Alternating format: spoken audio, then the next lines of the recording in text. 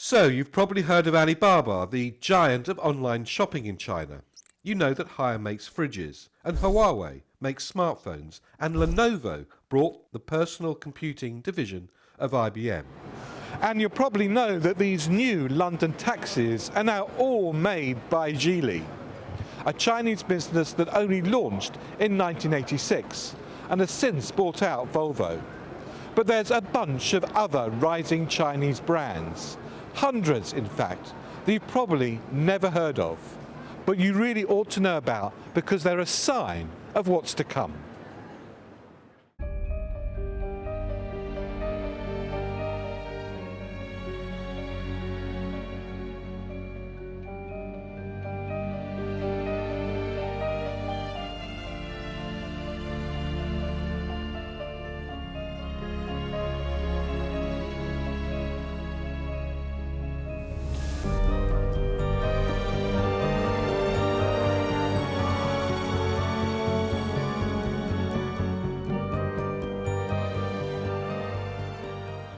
WPP's been working in China for over 40 years. We know this market well, and we see that change is in the air. Here are some of the brands we think signal the can-do spirit and increasingly global vision that Chinese brands now have.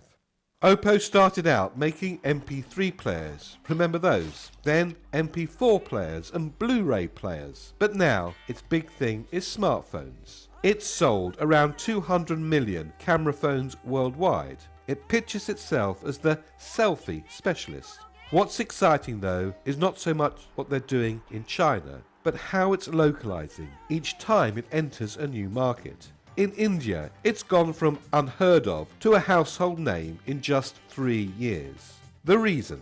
Localization. It's partnered with the Indian cricket team for its advertising. This video alone has been watched 32 million times on YouTube. And it's launched a special red limited edition phone to celebrate Diwali. Perfect for capturing those special moments with the family.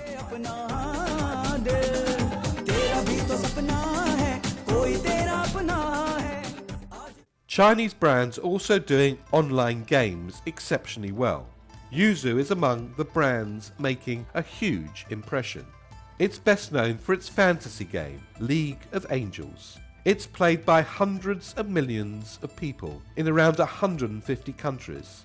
The business is less than 10 years old, and already it has 8 overseas offices. It's generating about $500 million in revenue a year. Like many thriving Chinese brands, its focus is on 3 things: high quality, famous intellectual property, and globalization.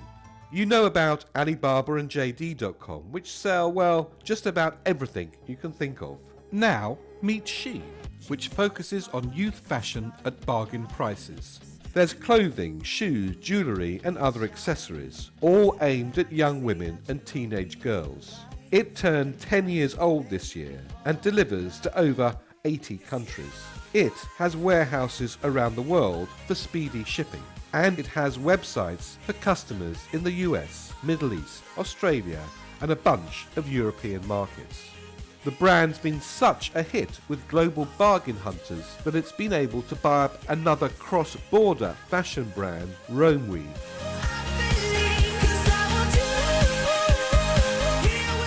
Ninebot is another Chinese brand you're probably not familiar with.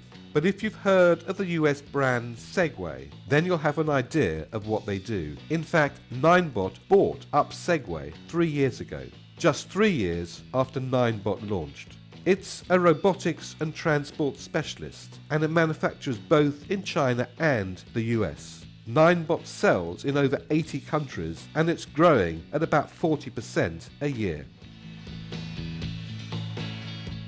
Techno is another smartphone brand, and it's one that's not even that well known in China, much less in the West. But go to Africa and you'll find Techno's phones are everywhere. In fact, around every 3rd mobile phone sold in Africa is now a Techno. They're selling more than either Apple or Samsung.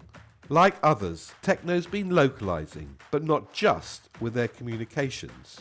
Techno's phones have been adapted to the conditions of Africa. They've multiple SIM slots and super long battery life. That's important in a market where it's not always easy to plug in and recharge. Techno has developed a way of getting better selfies for people with darker skin tones. Why do you need to know about these brands? Because they're agile, they're innovative, and global consumers know a good deal when they see one.